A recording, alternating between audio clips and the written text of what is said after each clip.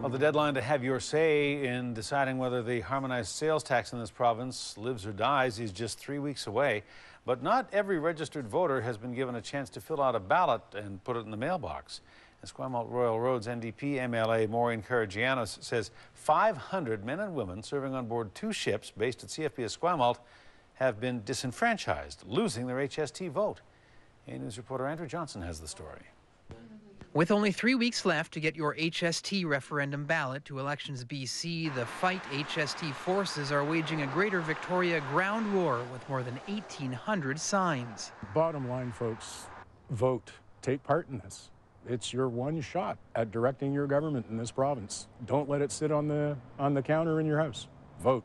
But it seems not every registered voter is being given the chance to draw their weapon on the HST battlefield. Hundreds of personnel deployed on 2 ships based at CFB Esquimalt are running out of time. I've been contacted by a constituent of mine who lives here in Esquimalt that he is currently deployed on the Ottawa in the South Pacific and will not receive his ballot in time to participate in this referendum.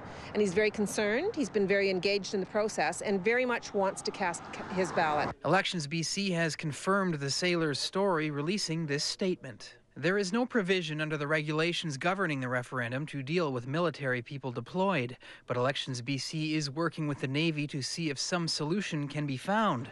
One has not been found yet. Karagianis says the Navy is looking into sending ballots by courier to HMCS Ottawa's next port of call in Australia at the end of the month, but the ballots would likely not make their way back to Canada in time.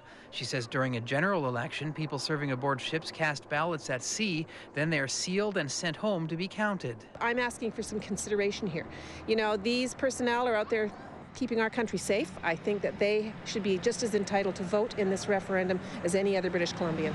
Meantime, despite the postal strike and dog days of summer deadline, Brad Slade believes the uproar over the tax isn't cooling off. I think we're going to get a very strong response on the mail-ins. This is something that seems to hit everybody.